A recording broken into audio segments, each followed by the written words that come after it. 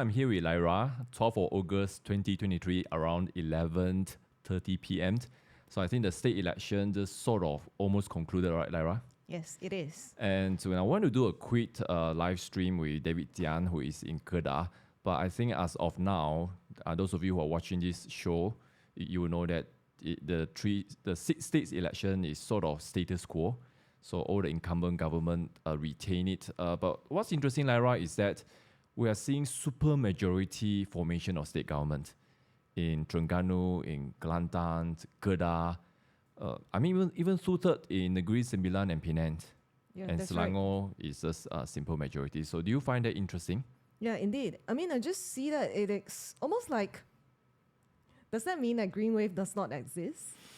We'll get into that in a while. But I think we have David Tiang is ready to join us and want to get his instant reaction. Hi, David. Hi everyone. David, Hello. and finally, it's very quiet there now, right? Yes, yesterday midnight, there's a convoy of Pakistan National. Traffic jam in 1 a.m. It's crazy in Alostar town area. So there are strands there. Yeah, they are everywhere kind of things. Yeah, and Kedah, that, in our state election result, we left Perpaduan left 360, all the Malay majority states. Perpaduan lost. Yeah, I mean, just a few days ago, we are just saying we are not sure how the wind will blow, but this time it looks like the voice, at least in Kedah, is loud and clear. But of course, you mentioned about the convoy at 1 a.m. But what's the instant reactions, from yourself, but also some of the political operators you are with? I know the analysis will go on for a while. But just right now on the ground, what are people feeling about the outcome? For my own reaction of this election, is actually is acceptable for Kedah because we kind of expecting this, but we didn't expect it's like 3 vs 33. So it's kind of I don't think it is green wave. Yep. I think it is a Sanusi wave. According to all the saluran, actually all the BN votes go to PN. Yep. And Pakatan Harapan remain his basic lah. Even DAP lost only one seat in Dega. So Dega now is a Malay majority seat, have 63% of Malays. So lost by 3,800 votes. Yeah, we look at the vote share. Actually, PH still have the same get the same vote as PRU 15. So for the other six, like Alo Mengkudu, Sukaman Nanti, is the most Kuala Kedah, Pokok Sena, and Alostar is the greater Alostar area. Actually, all the Malay majority seat, PKR, Amanah, UMNO lost all. Yep. Even UMNO President Khalid and Mahfuz, PH President, all lost by a big majority. Yeah, Mahfuz won the parliament seat, right? And by almost... No, he lost at Pokok Sena. Oh, he lost that round. But this time, the majority increased even further, right? I'm not sure, but I think PN just enlarged their ground in Kedah. Now, you mentioned that you don't think it's green wave, and I think Lyra and myself, we also feel that. But is it more like maybe, the Malay are looking for a defender and UMNO and PKR and Amanah are just not able to do that? Or at least they don't give the impression of like Sanusi, the populist, the leader on the ground. Do you get that feel, in your 2 or 3 weeks in Kedah? I do agree with this kind of sentiment because PH and BN didn't have a strong leader in Kedah. Even in Kelantan and Terengganu, they didn't have a strong leaders. But in Selangor, we see a bunch of leaders, capable leaders who can counter PN and Penang as well. So I do think this is one of the indicators and factors of perpaduan karakter in Kedah. But I think if we have a influencer kind of MB or candidate, are we opposed PNS so strong? I don't think so. I think it's about sentiment. It's about daily life. Because actually Kedah, Terengganu, and Kelantan is one of the three of the poorest state in Malaysia. Mm-hmm. So what if Anwar in these 4 years can improve Kedah, Kelantan, and Terengganu economic? It might help, I think. Yeah. Now before Lyra, if you have anything to ask, you can ask. But I just have one more comment, and maybe David, you can kind of respond, because we look at Terengganu, right, and the incoming Menteri Besar Samsuri Mokhtar, past leader, but he is not perceived as a religious leader, and I think that is one of the way why we can really, I mean, if we define green wave as the religious wave, I think I tend to agree that it's not there, but maybe it's the economic reality kind of. It's not really like for Islam. It's not even Malay supremacy, but they wanted some sort of economic champion, perhaps. So I mean, Terengganu is shaping out to be no opposition, perhaps. I think the result is still being tallied. Tomorrow we will know. But what do you feel about that? I think the religious sentiments still play a very strong roles in Kelantan and Terengganu, because we know past have the Padika as the whole education system about religion, about you have to it's like undi pas masuk surga kind of sentiment. Still work because some of the propaganda of past Bersatu, they play a thing. It's like, if you think you vote for Pakatan Harapan and UMNO, it is a dosa. It's a thing of dosa, and it will cost you. Okay, Terengganu and Kelantan. Let's say we put in a scenario, if Kelantan and Terengganu, they have a major increase in economic, what will you pass to? Or pass intentionally make the people poor? I don't think so, because if you look at the Timbalan Menteri Besar of Kelantan, he said the water problem is not easy to solve. Even of changing government is not easy to solve. I think it is very important for Kerajaan Pusat, which is federal government, to put some resources there, but it all require all the cooperation of state government and federation. Yeah, Lyra, you have any question for David before we kind of wrap up? Yeah, so David, just now you mentioned about the Sanusi wave. So maybe you want to elaborate to our audience here. What do you mean by Sanusi wave? Like, is he, because just now we make a comparison with Samsuri as well. So because both of these people represent someone who can really champion the cause for especially the Malay community, and even like Samsuri, he's described as technocrat rather than really a religious leader. So although you mentioned earlier on there is some input from the past leaders, especially to the educating the younger ones, that if you vote, a vote for past is a vote to go to heaven, that sort of thing. So, but what do you make of Sanusi wave? For Sanusi wave, before Sanusi being sued in the court, we didn't feel the effect is so strong. But after he being caught by police, and I feel like all the Malay communities, especially the youngsters in TikTok, they are like, oh, Sanusi is our hero. Sanusi have copied the sign of Anwar Reformasi, raise up his right hand. So make Sanusi become an influencer as well as a pop star lah. So in Kedah, people like to have an icon to follow, and we see we have two prime minister from Kedah, which is Mahathir, and Tunku Abdul Rahman, I think, is also from Kedah. So it's about the identity politics. Like Kedah, we have strong leaders, but this kind of narrative cannot explain why PAS and Bersatu win big in Terengganu, right? I think actually I'm not familiar with Terengganu situation. But Terengganu kind of Samsuri is not the fanatic religious leader in Terengganu. And in contrast, he is a technocrat. He is a PhD.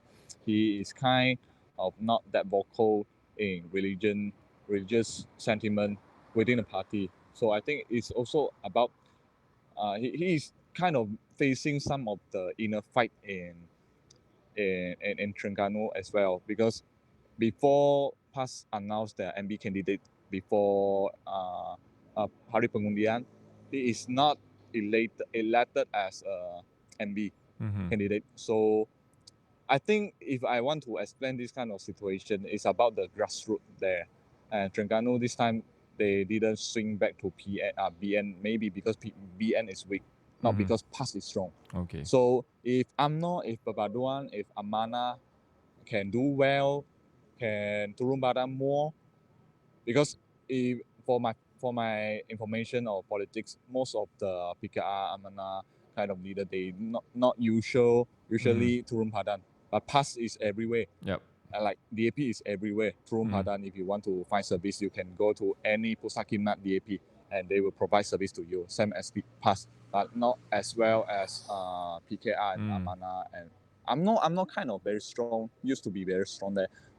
Because of lack of resources, they kind of dragging behind. So they have to find a way to do the work, the hard work. Yep.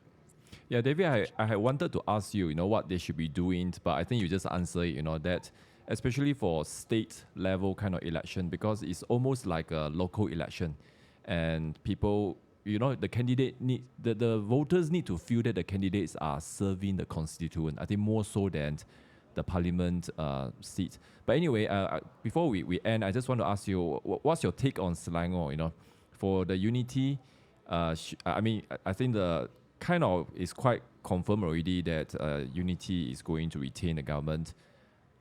Should they be satisfied with the result?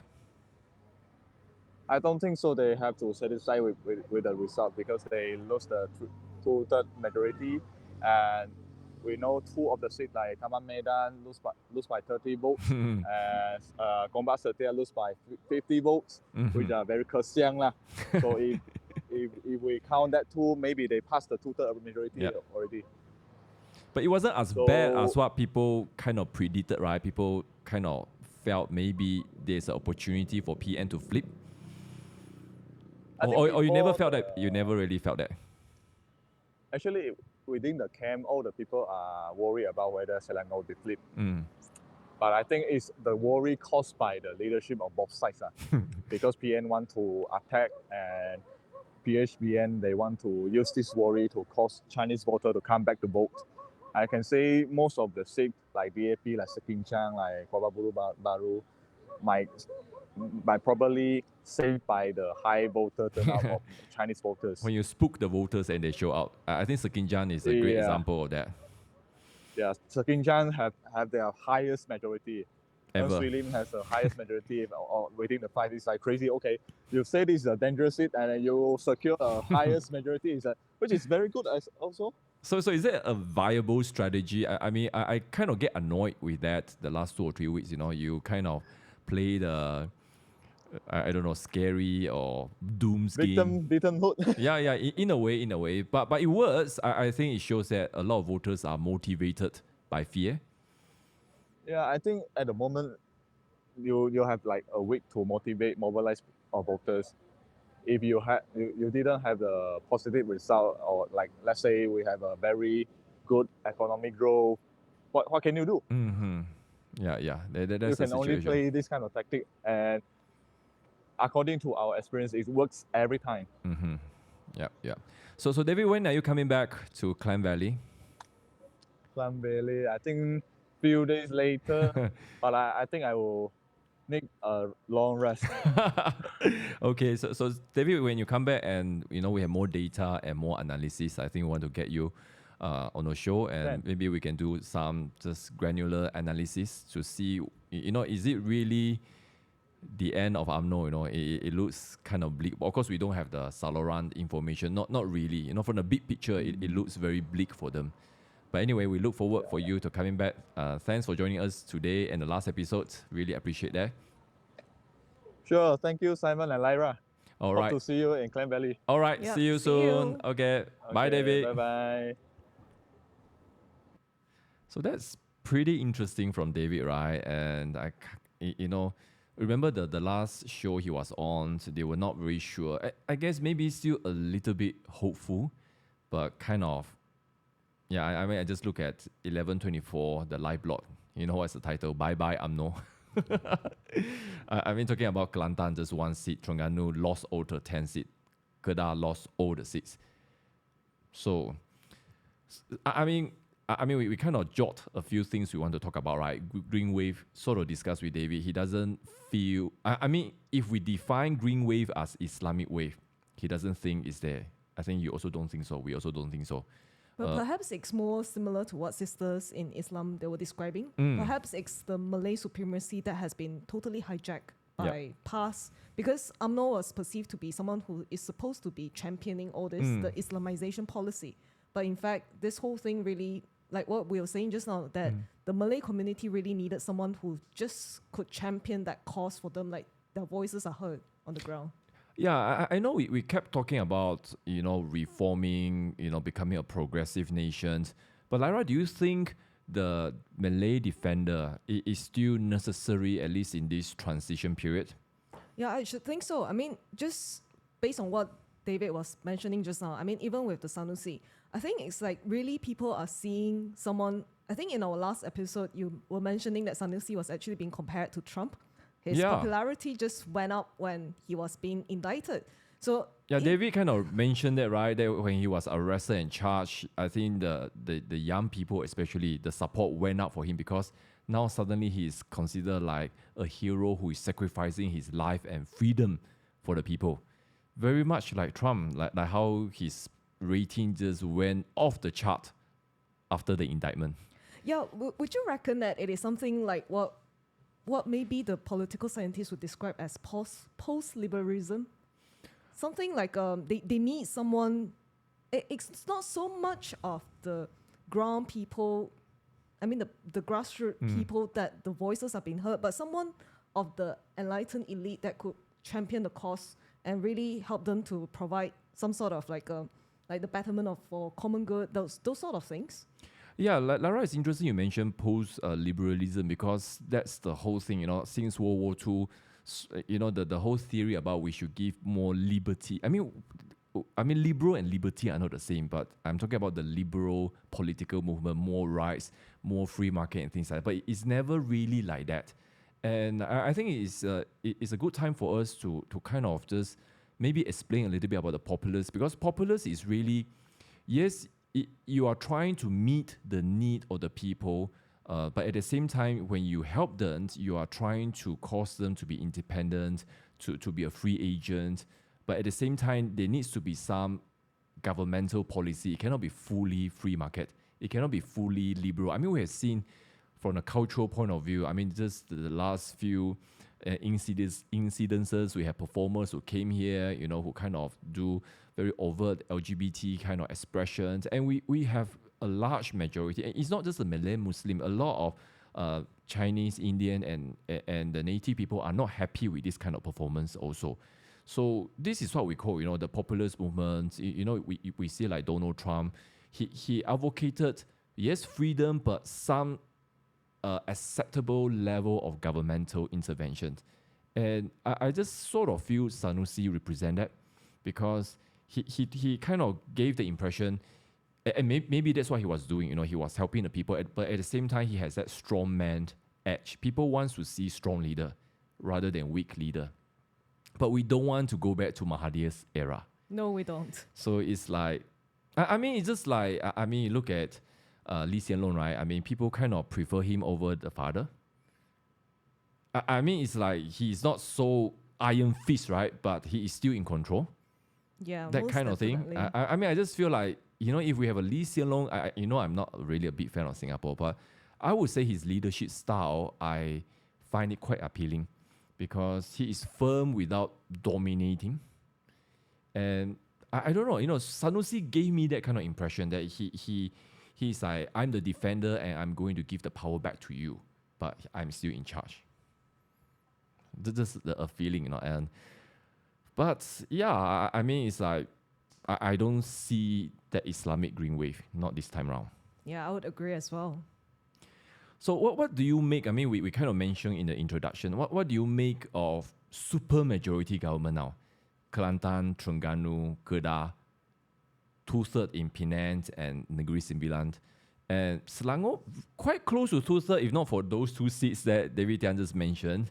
So it's not nearly as competitive. I mean, of course, you have the northern Selangor, you have the rural-urban boundary, but when you look at the city area, it's really no contest, right?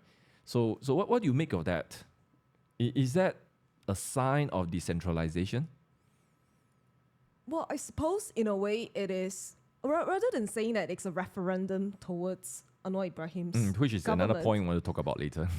I think it's more like it's a rejection of UMNO. I think UMNO really has to find a way how they are going to do like a total reformation of the whole party itself. So I think these results really show, I mean, my first impression would be the people are rejecting, especially those who are voting for Perikatan Nasional, they are really rejecting Barisan Nasional because there is no that strong person who can really champion the cause. And plus, I think there's a lot of perception that there are a lot of corruption that is going on in UMNO itself. So I thought that's like my first perception towards this whole super majority. But I felt like there is also a way moving forward that could possibly pave way for local elections to happen. Because, I mean, if you see super majority, I guess people are showing that the voices that I want my community to be represented well in this whole election. So I felt like that could be something that people are really looking for.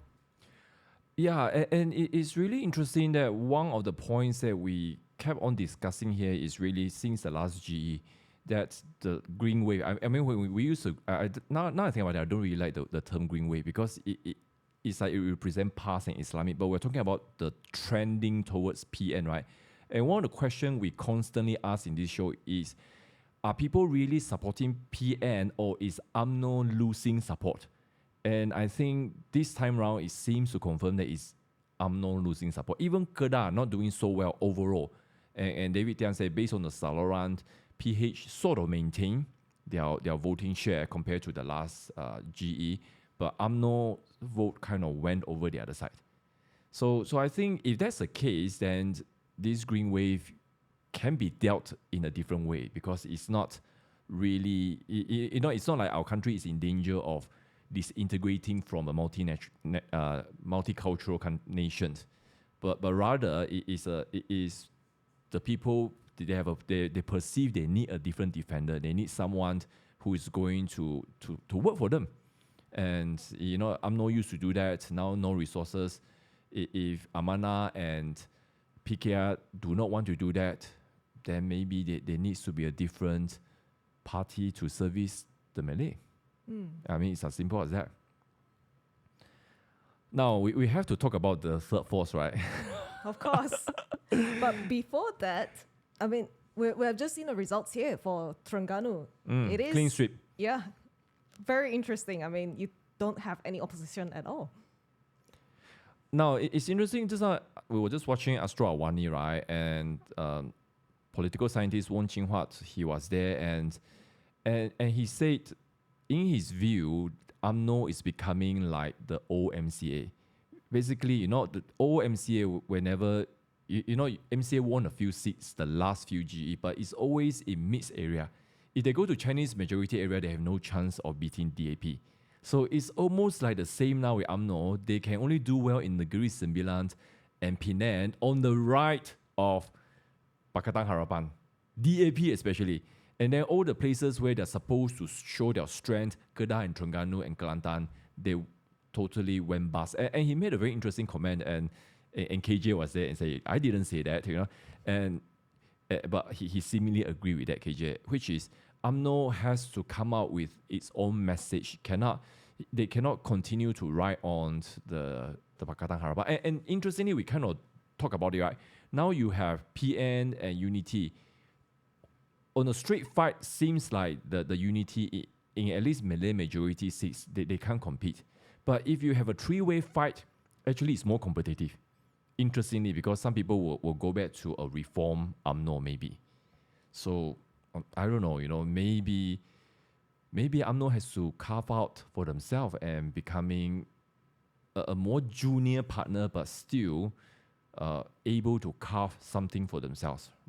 As it is, they join PN, their vote share will be reduced among the Malay. They ride on Pakatan Harapan doesn't seem to be the way also. Yeah, I mean, you just see like a Muda party as well, that they are, in the last general election, they are, of course, definitely because they are partners with Pakatan Harapan, so they are riding on the wave. But this time around, they present themselves as third force. So you begin to see also a different kind of narrative here, because you have UMNO, who is really like riding on Pakatan Harapan's wave, but you also have Muda that is going against Pakatan Harapan, and especially towards Barisan Nasional, and especially towards UMNO president.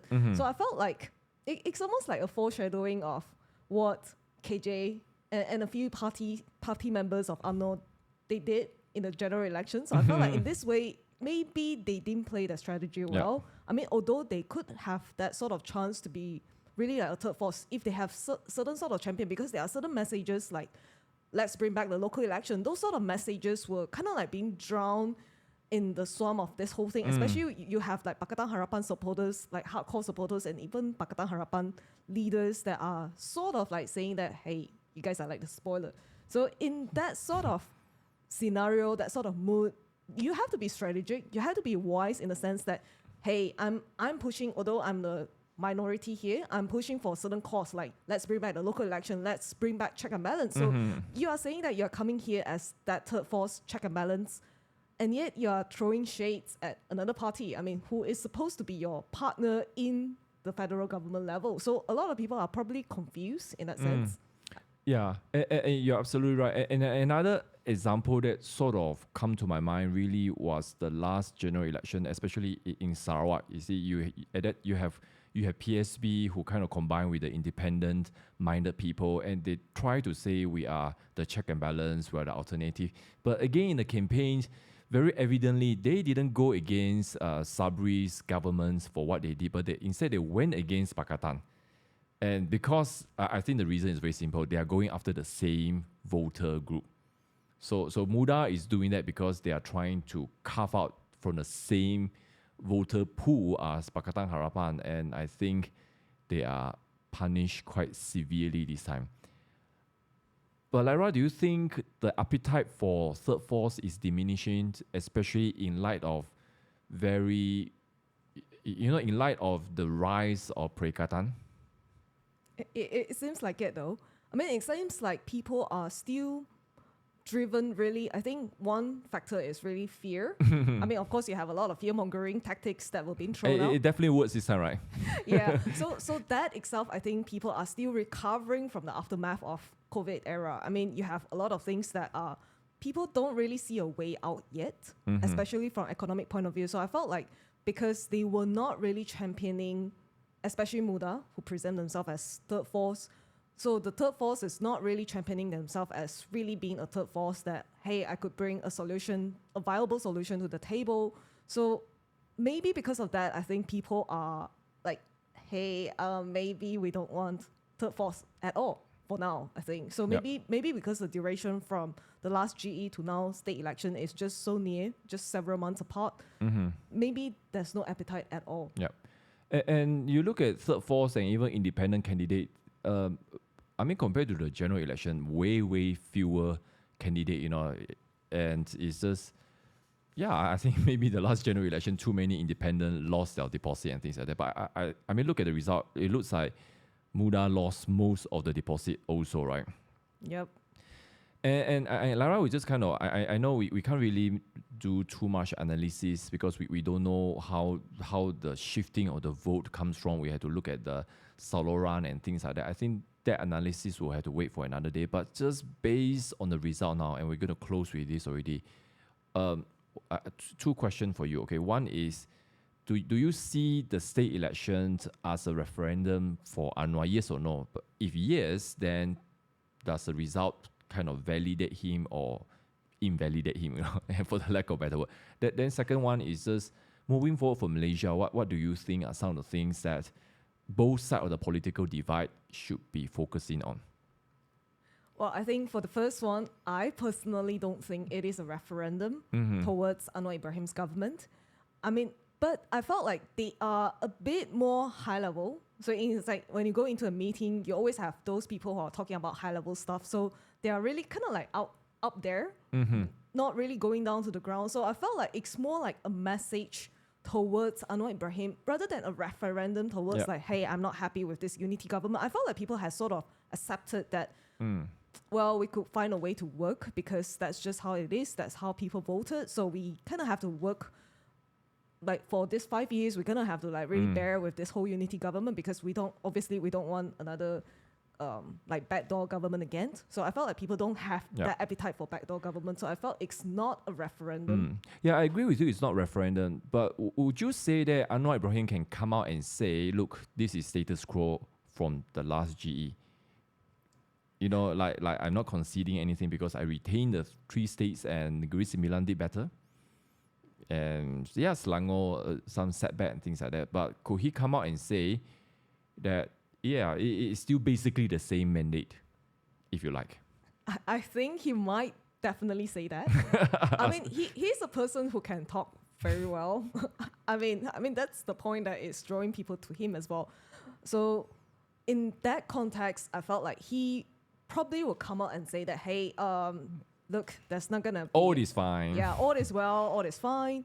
But if they were to look at the granular data, I think that's where people will begin to see, hey, maybe this area we didn't do well. So there should be humility on his part. Yep. I mean, of course, you need to present all is well, that sort of picture, but he also need to like come back to the drawing table and really just begin to see, hey, how come we're losing ground in certain areas and like Kedah, those sort of areas, are we playing our tactics wrong? Those sort of things. So that goes to the second question. Moving forward for Malaysia, I felt like there is an appetite. It looks like there is an appetite with all this supermajority in different states here for the rise of populist move.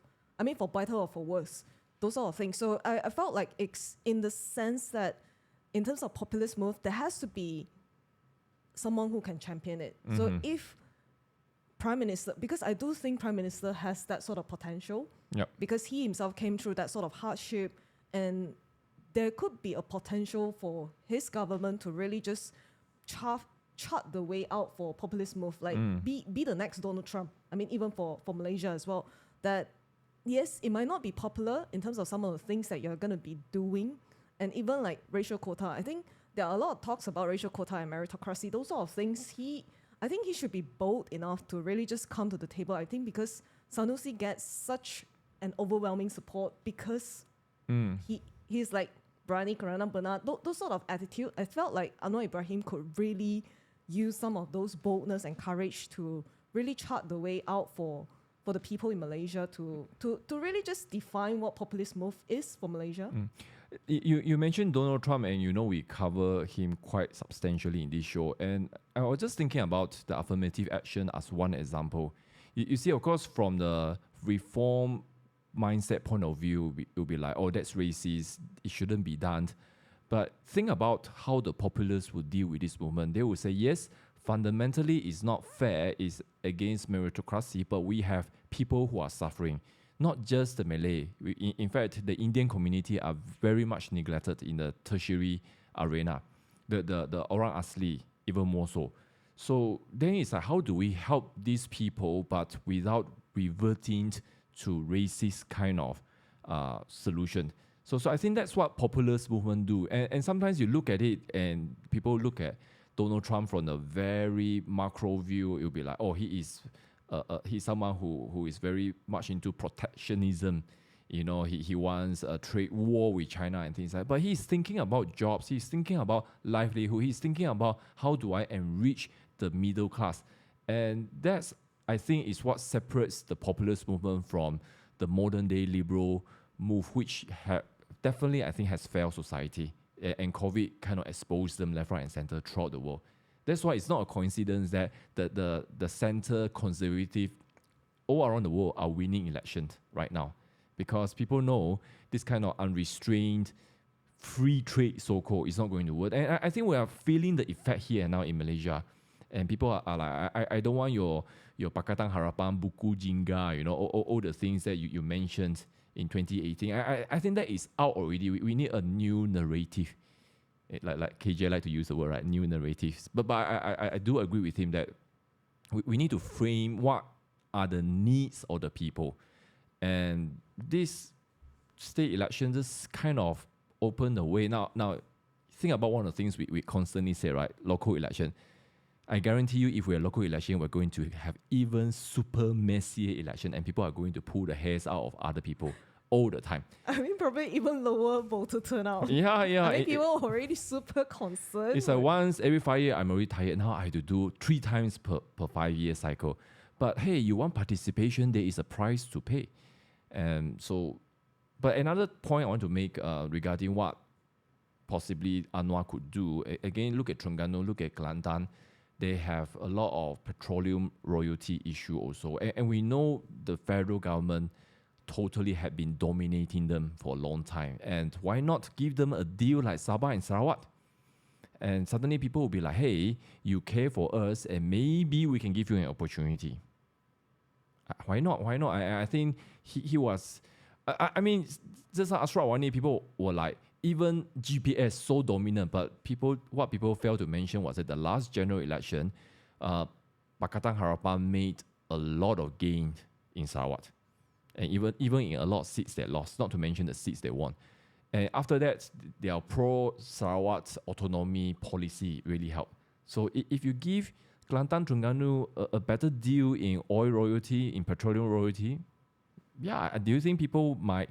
you help to solve their water issue, Kelantan, very bad, just now David Tiang was saying.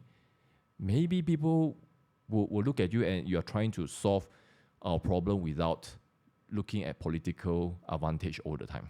Yeah, I think people are really looking for someone who is like apolitical. Really just someone who can, like what you say. I mean, I really do like that sort of suggestion, and I hope that our Prime Minister would definitely consider this sort of suggestion in terms of really just look beyond the political agenda and really begin to help people. Because if you say that Malaysia is a country that is really of multiracial sort of composition, and of course every state people they want their needs to be met, at least the basic needs, like this sort of things are like water and even the betterment, the infrastructure of the respective states.